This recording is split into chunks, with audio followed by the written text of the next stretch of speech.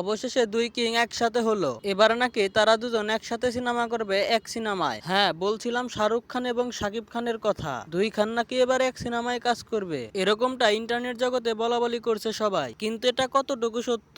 আসলে এরকম কিছুই হবে না, তবে এটা ভবিষ্যতে হবে। হ্যাঁ, ইন্টারনেট জগতে আবার এরকমটাও বলাবলি করছে শাকিব খান নাকি এবার হলিউডে কাজ করবে। কিন্তু এটা কনফার্ম হয়ে থাকেন, শাকিব খান আজকে না হলে কালকে হলিউডে কাজ করবেই। আর আমার পুরো বিশ্বাস আছে শাকিব খানের উপর। আর এবার তারা দুজন একসাথে সিনেমায় কাজ না করলেও তারা দুজন একই সাথে দুইটি সিনেমা নিয়ে হাজির হচ্ছে। হ্যাঁ, শাকিব খান এবার তার নতুন সিনেমা মেজর নিয়ে হাজির হচ্ছে, আর অপরদিকে শাহরুখ খান তার নতুন সিনেমা কিং নিয়ে হাজির হচ্ছে। তো প্রথমেই কথা বলবো শাকিব খানের মেজর সিনেমা নিয়ে, তারপর শাহরুখ খানের কিং সিনেমা নিয়ে কথা বলবো। শাকিব খানের নতুন সিনেমা মেজর, এই সিনেমাটির শুট অলরেডি শুরু করা হয়েছে। শাকিব খান এই সিনেমাটিতে সেনাবাহিনীর চরিত্রে অভিনয় করবে। সিনেমাটির গল্পও হবে অনেক সুন্দর। এই সিনেমায় দেখানো হবে কিভাবে নিজের জীবন বাজি রেখে দেশকে রক্ষা করতে হয়। সিনেমাটি পরিচালনা করবে সাকিব ফাহাদ। এবার কথা বলবো শাহরুখ খানের কিং সিনেমা নিয়ে। পাঠানের সময় থেকে নিজেকে একটু একটু করে ভাঙছিলেন শাহরুখ খান। এক সময় তিনি ছিলেন রোমান্টিক হিরো, কিন্তু 4 বছর সিনেমা জগৎ থেকে দূরে থাকার পর ধামাকা নিয়ে ফিরে এসেছিল।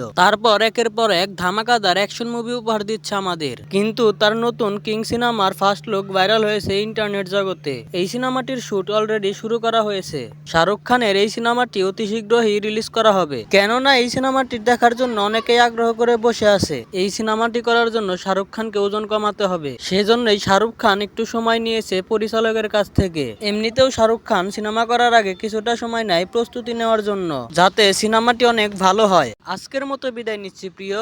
ভিডিওটি ভালো লাগলে একটা লাইক করে দিও।